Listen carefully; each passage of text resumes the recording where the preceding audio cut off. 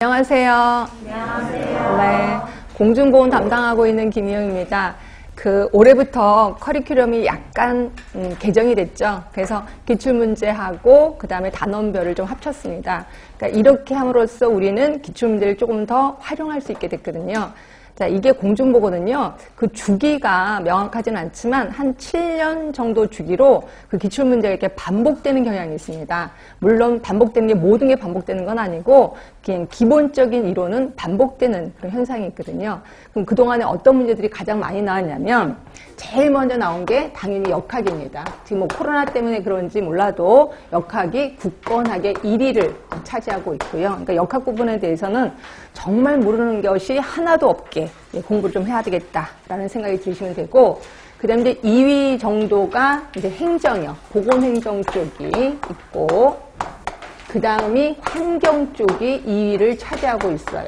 자, 그런데 보건행정은 떠오르는 2위고요. 환경은 조금 내려가는 2위다. 이렇게 생각하시면 돼요. 그래서 한때는 환경이 굉장히 많이 나왔다가 점점 줄어들고 있다. 이렇게 생각하시면 되고, 그 다음에 3위 같은 경우가 이제 우리 인구가 있고, 그 다음에 이제 공중보건의 개념.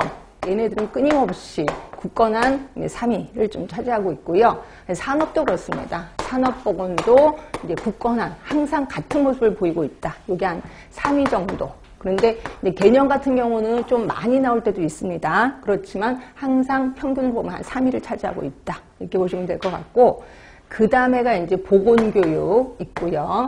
그 다음에 학교보건 같은 거 있습니다. 학교보건도 있고, 자, 그리고 요 정도가 한 문제 정도는 끊임없이 나오고 있다. 그리고 잊을만 하면 나오는 게 이제 위생해충. 그죠? 그 다음에 기생충, 기생충이라든지 이런 것들이, 잠깐만요. 자, 위생해충이라든지 기생충, 이런 애들. 또는, 집합소. 이런 애들이 잊을만 하면 끊임없이 우리를 괴롭히는 아이들이라고 보시면 될 것 같아요. 자, 그러면 우리는 요 기출문제를 통해서 우리 이제 목표 설정을 좀 할까 합니다. 자, 목표 설정.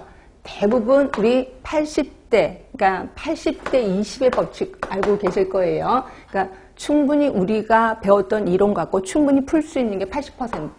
그래서 이 80%는 충분히 이론으로 커버가 됩니다. 그러니까 결국 우리는 요거를 통해서 이 80%는 굳건하게 또는 강견하게 이론을 확립해야 되겠다. 이론 확립입니다. 어떻게 할 거냐면 제가 가로놓기를 갖고 왔습니다. 가로놓기를 통해서 이론을 다시 한번 확고하게 정립을 해야 되겠다 생각하시면 되고요. 그 다음에 이제 10% 문제는 기존의 이론 갖고 충분히 해결할 수 있어요. 그러니까 약간 창의성이 좀 있는 문제다라고 보시면 되고요. 근데 이제 문제는 우리가 알고 있는 거를 그 문제에 도입을 잘 못해. 그래서 이건 낯선 건데 우리가 알고 있는 거 안 배웠는데 이렇게 생각할 수 있단 말이에요. 근데 분명히 우리가 알고 있는 지식하고 충분히 해결할 수 있는 게 10%. 그래서 이 10%의 문제에 대해서는 제가 최대한 여러분의 눈에 맞춰서